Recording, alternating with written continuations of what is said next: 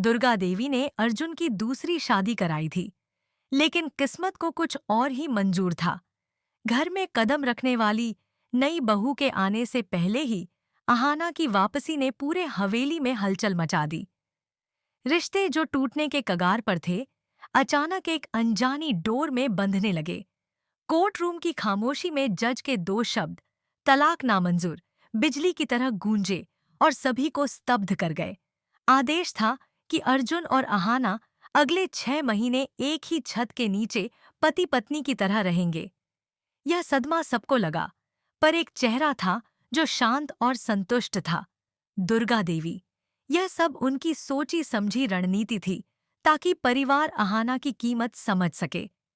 सबको लगा अहाना वापस नहीं आएगी, लेकिन वह लौटी, इस बार टूटकर नहीं, बल्कि आत्मसम्मान और सपनों की आग लेकर। हाथ में कोर्ट का आदेश और किताबें थामे जब वह पोल्टो के सामने खड़ी हुई, तो उसके घमंड की दीवारें हिल गईं।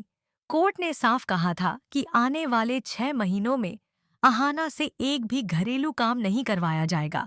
उसकी एकमात्र जिम्मेदारी सिर्फ पढ़ाई होगी। अर्जुन को लगा यह अहाना के लिए सजा होगी, लेकिन यह तो उसकी तपस्या की शुरुआत थी। अर्जुन उसे उकसाता, ताने मारता, पर अहाना की खामोशी उसकी चीख से भी भारी साबित हुई। धीरे धीरे घर की बाकी बहुएं अहाना के संघर्ष में अपना प्रतिबिंब देखने लगीं और पहली बार औरतें एकजुट होकर उसके साथ खड़ी हो गईं। पोल्टो का तानाशाही राज दरकने लगा। मिली की बात, भाभी जैसे हीरे किस्मत वालों को मिलते हैं, ने अर्जुन के अंदर पहली बार पछतावे की चिंगारी जगाई। समय बीतता गया और घर की हवा बदलने लगी। औरतों की एकता, अहाना की मेहनत और उसकी चुप्पी ने पूरे परिवार को बदल कर रख दिया। अर्जुन पहली बार अहाना को अपनी पत्नी नहीं, एक इंसान के रूप में देखने लगा, एक लड़की जो दर्द छुपाकर भी मुस्कुरा सकती है। घर में तब भूचाल आया जब पोल्टो ने उसकी पढ़ाई रोकने की कोशिश की, लेकिन पूरा परिवार पहली बार उसके खिलाफ दीवार बनकर खड़ा हो गया। अहाना ने शांत स्वर में कहा, अगर मेरी पढ़ाई समस्या है, तो समस्या मैं नहीं, आपका सोचना है। उसके शब्दों की दृढ़ता ने सबको हिला दिया। अर्जुन भी अंदर से टूटने लगा, उसके अहंकार की बर्फ पिघलने लगी। इसी दौरान अहाना एक दिन पढ़ते पढ़ते बेहोश हो गई। अर्जुन पहली बार घबराया, उसे संभाला, पानी पिलाया और तब अहाना के एक वाक्य, आप सुनते ही कब हैं, ने उसे भीतर तक चीर दिया। अदालत की तारीख आई तो अर्जुन ने कांपती आवाज में कहा कि वह तलाक नहीं चाहता, पर अहाना मजबूती से बोली कि वह तलाक चाहती है, इसलिए नहीं कि वह रिश्ता तोड़ना चाहती है, बल्कि इसलिए कि मजबूरी में शुरू हुए रिश्ते को समझने के लिए दोनों को अलग होकर खुद को पहचानना जरूरी है। अर्जुन ने पहली बार उसकी इच्छा का सम्मान किया और कहा कि अगर यह दूरी अहाना की खुशी है तो वह इंतजार करेगा। जज ने 30 दिन की मोहलत देते हुए तलाक स्थगित कर दिया। घर लौटकर दुर्गा देवी ने अहाना की पीठ थपथपाई और पोल्टो भी वर्षों पहली बार शर्मिंदा महसूस करता दिखा। अगले 30 दिनों में अर्जुन ने अपने अंदर का हर दोष बदलने की कोशिश की। वह अहाना की पढ़ाई में मदद करता, किताबें दिलाता और पहली बार उसे समझने की कोशिश करता। अहाना ने कुछ नहीं कहा, लेकिन उसके चेहरे की नरमी अर्जुन के बदलाव को स्वीकारने लगी थी। घर में मिठास लौटने लगी थी, पर असली फैसला अभी लिखा जाना बाकी था। अगर आप चाहें, मैं इसका अगला पार्ट, संक्षिप्त संस्करण, संवाद शैली या टीवी नैरेशन स्टाइल में भी लिख सकता हूँ। कहानी यही नहीं थमती, बल्कि असली मोड़ तो अब शुरू होता है। जैसे जैसे 30 दिन पूरे होने लगे, घर में एक अजीब सी खामोशी फैल गई। हर कोई बाहर से सामान्य दिखने की कोशिश कर रहा था, लेकिन अंदर ही अंदर हर दिल डर और उम्मीद के बीच झूल रहा था। अर्जुन हर दिन अहाना के लिए चाय बनाता, उसकी पढ़ाई में मदद करता, उसके नोट्स सजा कर रखता और बिना किसी जोर जबरदस्ती के बस चुपचाप उसके पीछे छाया बनकर खड़ा रहता। यह वही अर्जुन था जो कभी अपने आगे किसी की चलने नहीं देता था। आज वही अहाना की राह में रोशनी बनने की कोशिश कर रहा था। अहाना भी सब देख रही थी। वह जानती थी कि यह बदलाव दिखावे का नहीं था। अर्जुन हर नजर, हर व्यवहार में सच में बदलता आदमी लग रहा था। लेकिन अहाना अपने फैसले पर ठोस थी।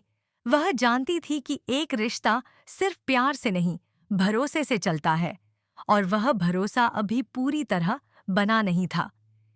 समय तेजी से बीत रहा था। तारीख नजदीक आने लगी। 30वें दिन की सुबह घर में पहले से भी ज्यादा तनाव था।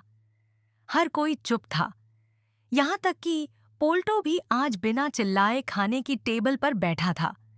उस पर भी खामोशी की छाया थी। दुर्गा देवी बार बार घड़ी देखती और गहरी सांस लेती। अर्जुन और अहाना आज अंतिम सुनवाई के लिए कोर्ट जाने की तैयारी कर रहे थे। अहाना ने साधारण सा सलवार सूट पहना। चेहरे पर वही दृढ़ता, वही सम्मान, वही चमक थी। अर्जुन ने गेट तक उसका बैग पकड़ कर दिया। उनके हाथ हल्के से एक दूसरे से छुए और उसी एक स्पर्श ने अर्जुन के दिल में तूफान मचा दिया। कोर्ट रूम में आज पहले जैसी घबराहट नहीं थी। सहमति थी, शांति थी और एक अनकहा रिश्ता। जज ने कागज उठाए, दोनों को देखा और कहा, तो मिस अहाना, क्या आपने अपना फैसला बदलने का सोचा? पूरा कोर्ट सांस रोककर बैठ गया। अहाना ने धीरे से अर्जुन की ओर देखा। इस बार उसकी आंखों में न गुस्सा था न रोष, बस एक साफ सच्चाई थी। वह बोली, माय लॉर्ड, पिछले 6 महीने और उसके बाद के 30 दिनों ने मुझे बहुत कुछ सिखाया है। अर्जुन बदल चुके हैं और मैं इस बदलाव को अनदेखा नहीं कर सकती। लेकिन मैं यह भी जानती हूं कि रिश्ता मजबूरी से नहीं, समझदारी से बनता है। इसलिए मेरा फैसला है, मैं तलाक वापस लेती हूं, लेकिन एक शर्त पर। कोर्ट रूम में हलचल मच गई। जज ने भौहें उठाकर कहा, कौन सी शर्त? अहाना ने आत्मविश्वास से कहा कि हमारा रिश्ता नए सिरे से शुरू होगा, जैसे 2 अजनबी एक नई कहानी लिखते हैं। न कोई ताना, न कोई जोर।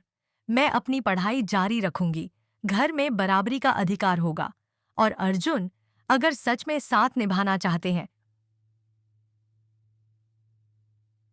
तो मुझे एक साथी की तरह समझे, मालिक की तरह नहीं। अर्जुन की आंखें भर आईं। वह आगे बढ़ा और बोला, माय लॉर्ड, मैं इसकी हर शर्त मानता हूं, क्योंकि मुझे अहाना नहीं, उसकी मुस्कान चाहिए। जज ने हल्की सी मुस्कान के साथ फैसला सुनाया, तलाक की अर्जी रद्द की जाती है। आप दोनों को शुभकामनाएं। अपना रिश्ता नए आधार पर आगे बढ़ाएं। कोर्ट रूम तालियों से गूंज उठा। अहाना और अर्जुन बाहर निकले। हल्की सी हवा चली। दोनों कुछ देर खामोश रहे। फिर अर्जुन ने धीरे से कहा, क्या हम घर साथ चलें? अहाना ने हल्की मुस्कान के साथ कहा, चलेंगे, लेकिन इस बार बराबरी से। अर्जुन ने सिर झुकाकर कहा, हमेशा। घर में जैसे खुशियों का सैलाब लौट आया। बहुएं नाच उठीं। पोल्टो की आंखें भी भीग गईं। दुर्गा देवी ने दोनों को गले लगाया और कहा, अब यह घर सच में घर बनेगा। और इसी के साथ कहानी नई शुरुआत की तरफ बढ़ गई, जहां अहाना सिर्फ बहू नहीं, बल्कि घर की असली ताकत थी, और अर्जुन सिर्फ पति नहीं, बल्कि एक बदला हुआ इंसान। अगर आप चाहें तो मैं अगले एपिसोड जैसा रोचक आगे का भाग भी लिख दूं। क्या आप आगे चाहेंगे?